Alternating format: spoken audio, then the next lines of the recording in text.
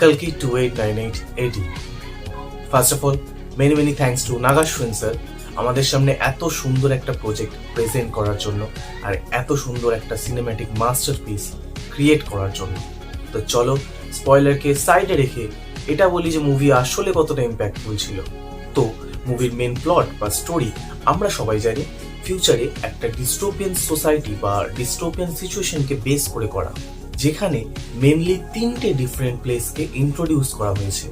Kashi, the last city in this world, আর হলো complex, যেটা সমস্ত ওয়ার্ল্ডের রিসোর্সকে নিয়ে একটা নিজেদেরই আলাদা সোসাইটি কাইন্ড অফ ফর্ম করেছে, যাকে কন্ট্রোল করে সুপ্রিম ইয়াসকিন অর্থাৎ কমল হাসান স্যারের ক্যারেক্টার। আর হলো শাম্বালা, যেখানে এই রিফিউজিরা সমস্ত ধর্মের মানুষকে একসাথে করে একটা গ্রুপ ফর্ম করেছে কমপ্লেক্সের এগেনস্টে। তো এরই মধ্যে প্রভাসের ক্যারেক্টার ভৈরবা, যার মেন এম হলো কমপ্লেক্সে পৌঁছানো, যার জন্য তার দরকার 1 মিলিয়ন ইউনিটস। আর তার কাছে সেই সুযোগ আসে দীপিকা ম্যানের ক্যারেক্টার সুমতির মাধ্যমে। বাট সুমতিকে রক্ষা করছে অমিতাভ স্যারের ক্যারেক্টার অশ্বত্থামা। তো অশ্বত্থামা কি সুমতিকে আদেও বাঁচাতে পারবে, বা সুপ্রিম ইয়াসকিনের আসল লক্ষ্য কি, ভৈরবে কি আদেও কমপ্লেক্স পৌঁছতে পারবে? আর সব থেকে বড় প্রশ্ন হলো ভৈরবার ক্যারেক্টার কি আসলেই কালকি? তো সেই সব উত্তর পেতে হলে তোমাদেরকে দেখতে হবে কালকি 2898 AD, যার অ্যান্সার্স আমাকে তো অন্তত একদমই ডিসঅ্যাপয়েন্ট করেনি। হ্যাঁ, কিছু জায়গায় একটু স্লো মনে হয়েছে, বাট মুভি শুরু হয় একটা ভীষণই এপিক সিকোয়েন্সের সাথে, যেটা আমাদেরকে বলে দেয় এটা সিম্পল কিছু হবে না, ভিজুয়ালি কিছু স্টানিং সিকোয়েন্স উইটনেস করতে চলেছো। বাট এরপর থেকে মুভি একটু স্লো ফিল হয়, কারণ ক্যারেক্টারদের ইন্ট্রোডিউস করার জন্য, যেখানে ফার্স্ট হাফ এই স্লো পেসটাকেই কন্টিনিউ করে, যেখানে কমেডি হলো এই মুভির একটা বড় অ্যাসপেক্ট, যার বেশিরভাগ ভুজ্জি অ্যান্ড ভৈরবাকে ঘিরেই। বাট সব জোকস যে ল্যান্ড করেছে তা একদমই নয়, ভুজ্জির জোকস গুলো ভীষণ হিলারিয়াস ছিল। দেন ফার্স্ট হাফে দিশা পাটানের ক্যারেক্টারকেও ইন্ট্রোডিউস করা হয়, যার some short kind of a cameo বলতে পারো। বাট ফার্স্ট হাফ যেভাবে এন্ড করা হয়, যে ইমোশনের সাথে এন্ড করা হয়, সেটা তোমাকে প্রমিস করবে যে সেকেন্ড হাফের ক্লাইম্যাক্স বা সেকেন্ড হাফ কতটা এপিক হতে চলেছে। আর মুভির সেকেন্ড হাফ লেভেল সেট করে। আর হ্যাঁ, যারা ভাবছো ইটস অনলি অ্যাবাউট প্রভাস, না, সেটা একদমই না।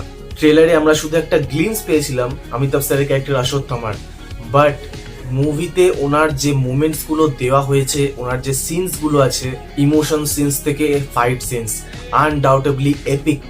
একে বলে প্রপার ক্যারেক্টারাইজেশন। নাও পারফরমেন্সের কথা যদি বলি, আমার জন্য অমিতাভ স্যারের character is best. On the other side প্রভাসের অ্যাক্টও আমার ভালো লেগেছে।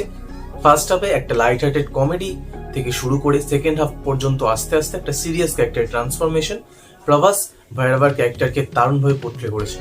আর হ্যাঁ, এটা বলা যায় যে বাহুবলীর পরে এটা প্রভাসের best work for a character.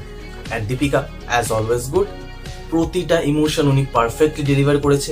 Kamal Haasan sir, যার রোল মুভিতে বেশি নেই, বাট ওনার স্ক্রিন প্রেজেন্স তোমরা ফিল করবে। আর হ্যাঁ, মুভিতে আমাদের বাংলার অত্যন্ত প্রিয় শাশ্বতদাও আছে, যার অ্যাক্টও আমার ভালো লেগেছে। হ্যাঁ, কিছু ডায়লগ বাদে। নাও যেটা শোনার জন্য সবাই অপেক্ষা করে আছো, সেটা হলো মুভির ভিএফএক্স। আর trust me, VFX is top notch. Past এবং ফিউচার দুটো সিনেই ভিজুয়ালস দারুণ এক্সপিরিয়েন্স দিয়েছে। আর এটা বলা হয় যে ভিজুয়ালস বা ভিএফএক্স আর সিজিআই কে সবসময় প্র্যাকটিক্যাল এফেক্টস বা প্র্যাকটিক্যাল সিনস গুলোকে এনহ্যান্স করার জন্য ইউজ করা উচিত, নইলে কেসটা অনেকটা আদি পুরুষের মতন হয়ে যায়। আর এই মুভির বিহাইন্ড দ্য সিনস দেখলে তুমি বুঝতে পারবে যে এই সেটস গুলো এত রিয়েল কেন ফিল হচ্ছে। প্রতিটা সিনে ভিএফএক্স এবং সিজিআই ব্যালেন্সড ওয়েতে ইউজ করা হয়েছে, অ্যান্ড ইটস ভেরি গুড। হ্যাঁ, যে ওয়েপেন্স গুলো ইউজ করা হয়েছে সেগুলো আরেকটু রিফাইন্ড হলে ভালো হতো, বাট মুভি দেখার সময় এগুলোকে নোটিস করা তুমি ভুলেই যাবে। আর যদি মুভির ডিরেকশন নিয়ে বলি, ডিরেকশন অলমোস্ট পারফেক্ট। অলমোস্ট কেন বললাম, আগেই বলেছি, কিছু কিছু জায়গায় একটু স্লো ফিল হয়েছে, বাট আদারওয়াইজ ইটস পারফেক্ট। প্রতিটা ক্যারেক্টারের প্রতিটা কাজের প্রতি তাদের মোটিভেশন আর তাদের ক্যারেক্টার শেডস গুলো এত সুন্দরভাবে উনি পোর্ট্রে করিয়েছেন, জাস্ট ওয়ান ওয়ার্ড, অসম। আর সিনেম্যাটিক অ্যাসপেক্টে যদি বলি, মুভির কিছু সিনস তো ভিজুয়ালি সত্যি ট্রিট মনে হয়, বিশেষ করে মহাভারতের সিনগুলো। স্পয়লার দিচ্ছি না, বাট এন্ড ক্লাইম্যাক্সে প্রভাসের যে ক্যারেক্টার রিভিল হয়, সেটা তো গুজবাম্পস ফিল করাবেই, প্লাস নিজের সিট থেকে উঠে সিটি মারবে, এটুকু গ্যারান্টি দিচ্ছি। অ্যাট লাস্ট এটুকু বলবো, কালকি 2898 AD is a must watch. তোমাদের জন্য, তাই বেশি দেরি করো না, ফ্যামিলিকে সাথে নিয়ে দেখে এসো, ভীষণভাবে এনজয় করবে। আর এইরকম movie one of a kind হয়, মাইথোলজি প্লাস সায়েন্স, ইন্ডিয়াতে আগে এরকম কিছু হয়নি। আর যখনই চেষ্টা করা হয়েছে বলিউডের তরফ থেকে, তখনই গণপতের মতন একটা পিস অফ শিট বেরিয়ে এসছে আমাদের সামনে। তো ভিডিওটা ভালো লাগলে লাইক অ্যান্ড সাবস্ক্রাইব করেই দিও। আর এই মুভির এন্ডিং এক্সপ্লেন ভিডিও কিছুক্ষণ পরেই আপলোড করে দেবো, তো তার জন্য চ্যানেলে বেল নোটিফিকেশন অন করে রেখো। তো চলো আজকের জন্য